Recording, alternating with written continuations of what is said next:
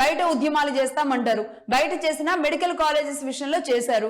Governor కి కూడా representation ఇచ్చారు. దీని మీద ఎవరైనా ముందుకొస్తే గనక మేము వాళ్ళని వచ్చిన తర్వాత తీసేస్తామని ఉండకుండా చేస్తామని ఏం చేస్తామో చూస్తామని స్వయంగా ప్రతిపక్ష నాయకుడు జగన్మోహన్ రెడ్డి గారు వచ్చే కంపెనీలు ఎవరైతే వస్తారో వాళ్ళని బెదిరించారు. మరి ఎందుకు టెండర్లు వేసినప్పుడు ఇదే మెడికల్ కాలేజెస్ కి ఎందుకు టెండర్లు రాని పరిస్థితి ఉంది? ఎందుకు టెండర్లు రప్పించడంలో ఎందుకు ఫెయిల్ అయ్యారు?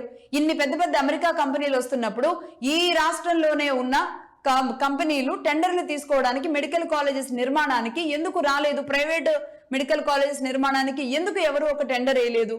అంటే ఇంకా ఇంకా ఇంకా జగన్మోహన్ రెడ్డి గారు అక్కడే కూర్చొని అదే తాడేపల్లిలో కూర్చొని అక్కడే ఉండి ఇంకా భయపెడుతుంటే ఎందుకు భయపడిపోవాల్సినంత అవసరం ఎందుకు కనబడుతుంది? అంటే ఏం వెంటాడుతుంది? ఇవన్నీ ఇలా ఉంటే ప్రతిపక్షం ఆనాడు మెడికల్ కాలేజెస్ విషయంలో ఒక నిర్ణయంగా ఒక పాలసీ మీద రాష్ట్ర వ్యాప్తంగా ఉద్యమాలు జరిగినప్పుడు చేపినప్పుడు ఎవరు కాదనలేదు. ఇలాంటి పాలసీలు కాకుండా కావాలని చేస్తున్న రాద్ధాంతాల విషయం ఏదైతే ఉందో, ఈ బూతులతో కొట్టాలనుకుంటున్నారో, సోషల్ మీడియాతో కొట్టాలనుకుంటున్నారో, ఇలాంటి విధానాలు, ఇలాంటి ప్రతిపక్ష విధానాలు అనేది రాష్ట్రంలో ఉన్న ఏ ప్రభుత్వమైనా కానీ ఆ ప్రభుత్వాన్ని ముందుకు వెళ్ళనివ్వు. మీరు ఒకరి కాళ్ళు ఒకరు పట్టుకొని వెనక్కి లాక్కుంటున్నాం అనుకుంటున్నారే కానీ ఈరోజు రాష్ట్రం కాళ్ళు లాగుతున్నారు. రాష్ట్రంలోని భవిష్యత్తుతో ముందుకు వెళ్లాల్సిన తరాల కాళ్ళు లాగుతున్నారు అన్న విషయాన్ని మాత్రం విస్మరిస్తూ వెళుతున్న పరిస్థితి చాలా స్పష్టంగా కనబడుతున్నది.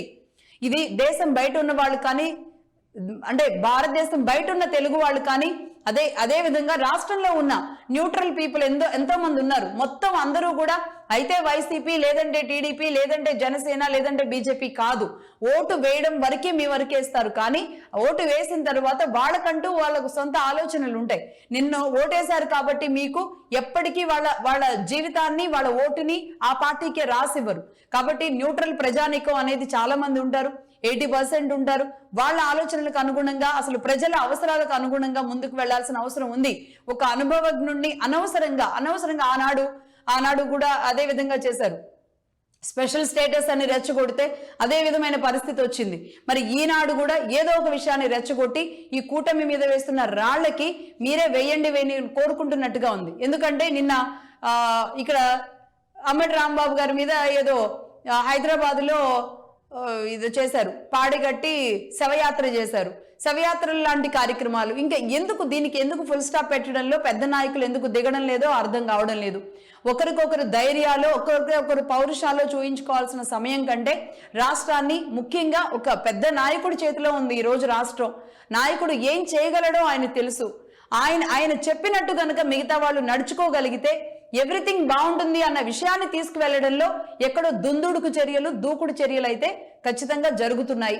బట్ దీన్ని గుర్తెరిగి వెళితే ముందుకి బాగుంటుంది. లేదంటే ఇదే పరిస్థితులు మరో 3 ఏళ్ల పాటు కొనసాగితే గనక మళ్ళీ రాష్ట్రంలో అనేక రకాల ఇబ్బందులు వస్తాయి. అది కూటమి వచ్చినా వైసీపీ వచ్చినా ఎవరికి అభ్యంతరాలు లేవు.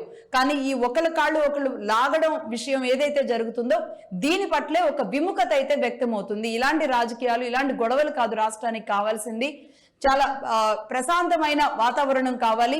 ఒకరినొకరు మీరు ఏది మాట్లాడుకున్నా అది పాలసీ మేకింగ్ లో ఉండాలి తప్ప పర్సనల్ మేకింగ్ లో ఉండకూడదు. పాలసీ గొడవలు ఉండాలి తప్ప పర్సనల్ గొడవలు ఉండకూడదు అనేది అయితే ప్రతి ఒక్కరూ కోరుకుంటున్నారు. ఇది మగధా న్యూస్ నుంచి ఎవరు ఏమనుకున్నా చాలా సుస్పష్టంగా చెప్పడానికి నేను కూడా వెనకాడడం లేదు. రైట్, ఇది